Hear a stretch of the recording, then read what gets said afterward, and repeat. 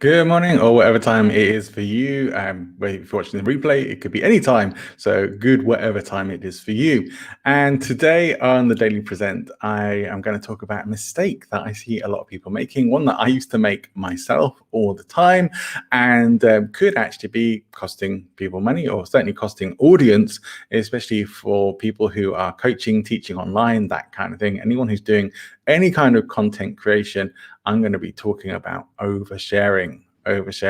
So stay tuned for today's Daily Present.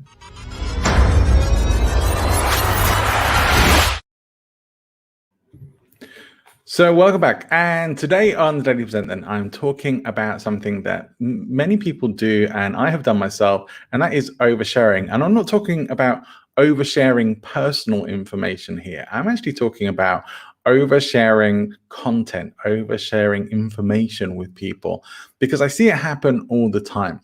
And the more and more people are getting into things like online courses and trainings and the likes, the more important this is, especially as many speakers now and people who are doing any kind of work online are finding more and more that it's hard to keep engagement with people, and that people are much more prone perhaps to online overload now. We are in an information age where there's more information coming at us every single day than most people in history would have ever had in their whole lifetimes.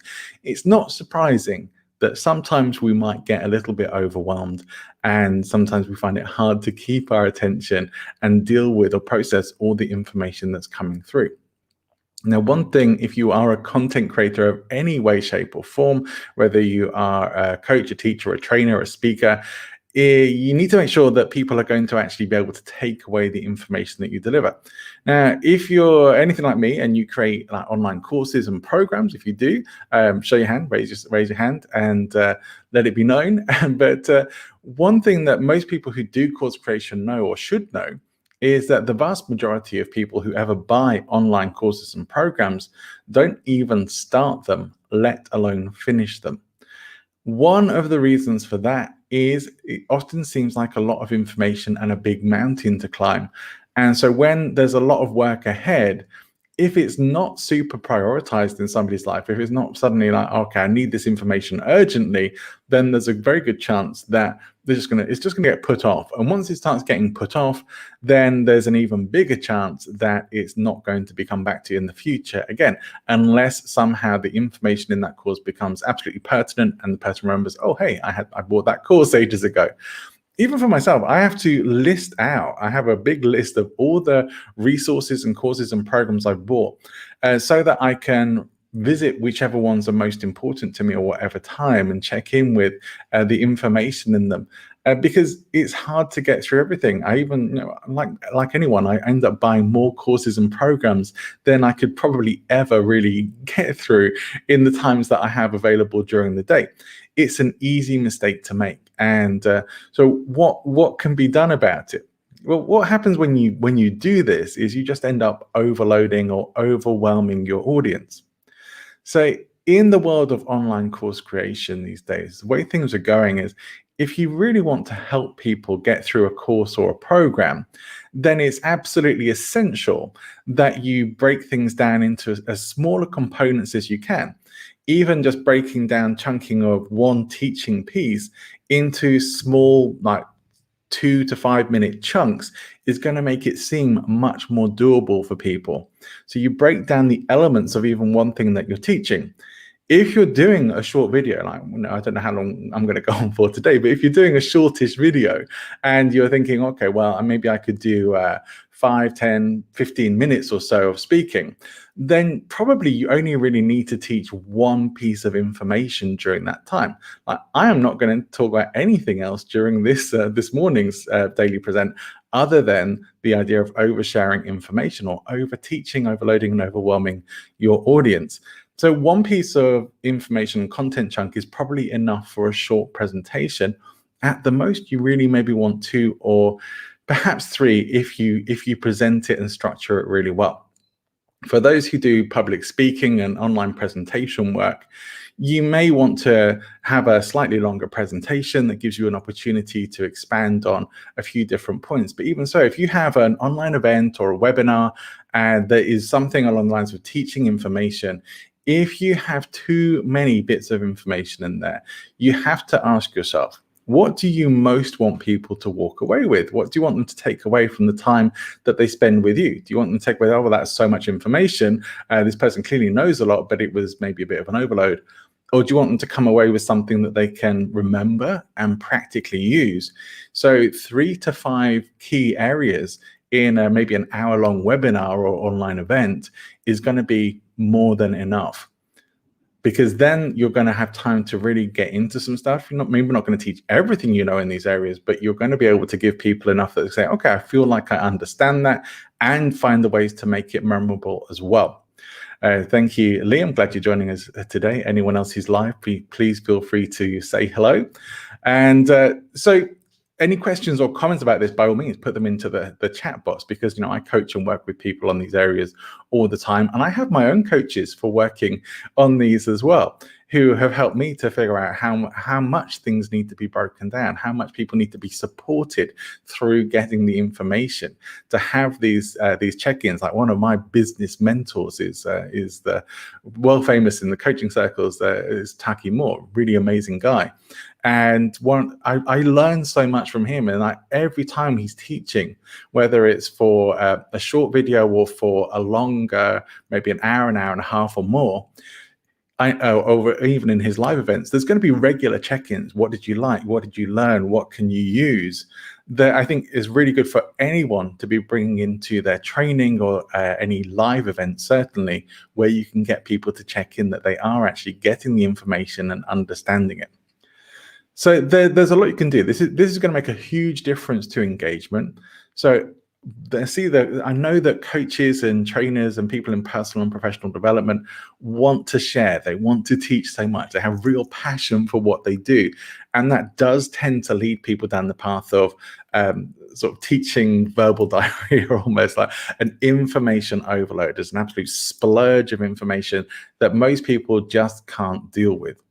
So let's make it easier for people. Let's understand that we're all information overloaded a lot of the time. So if we really want to help people consume information and learn some important points from us, let's keep the things concise. Let's try and keep things as simple and doable as possible, and not try and teach everything we know all at once or over deliver the information, but actually work on making sure that things are being understood and properly taken in, rather than the quantity of what we teach. Let's focus more on the quality of what and how we teach as well, and keeping that engagement, which is super important. Because if what you're teaching also and how you're teaching it is kind of dull, and this is something I'll get into in another video, I'm sure, then people will be switching off. And so, even for some people, my energy on this call might not be high enough for them to think, okay, it's not interesting enough, might switch off. Or some people may be the other end of that and thinking, okay, you're a bit more energetic than one. And so, again, maybe hard to keep attention. But for the people who are sort of thinking, oh, no, this is kind of all right, it's about right, great, we're in a good place. So, your energy, whilst it's going to attract certain people more than others, it has to be at that higher level. And so certainly when you're delivering information, it's going to be easier to keep a track of that and to keep the energy going when you are interacting with your audience more and checking in with people that they're actually understanding stuff, and that you're breaking down your content into small enough chunks. So small, digestible. If there's anything you take away from this, like, just keep breaking things down. Like, the old saying of how do you eat elephant is one bite at a time.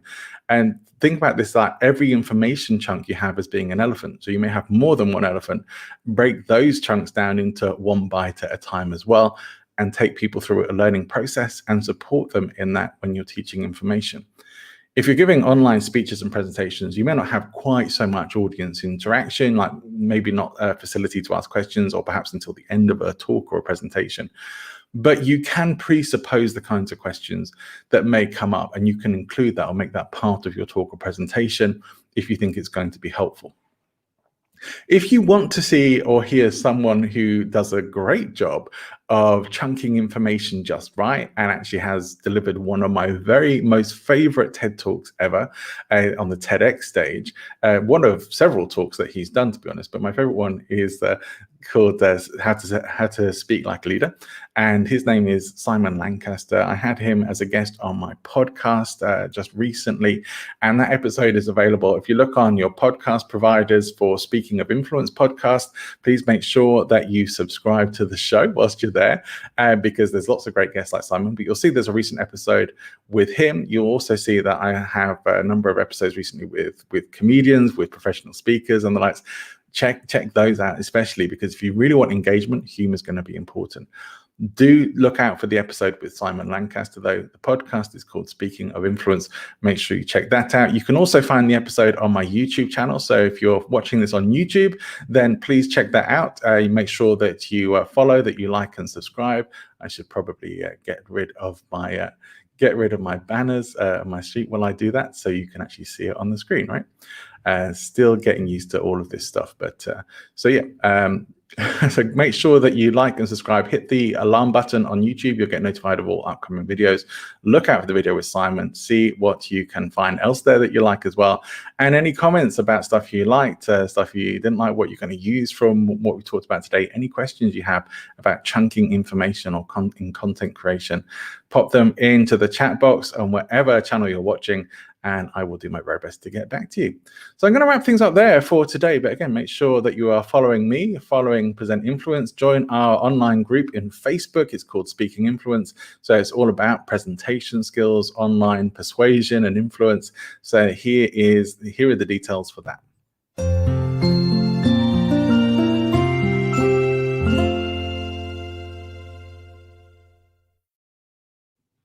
Great stuff. So we'll wrap things up there for today. If you're on Clubhouse and you want to check me out there, come and find John A. Ball on Clubhouse. I'll be happy to connect with you and share with you there as well. And we'll be back tomorrow with more Daily Present. And look out for some live interviews coming up as well. I'm setting up some really amazing chats and interviews with people, and I'm getting excited about them. I hope you will too. We'll see you back for more very soon.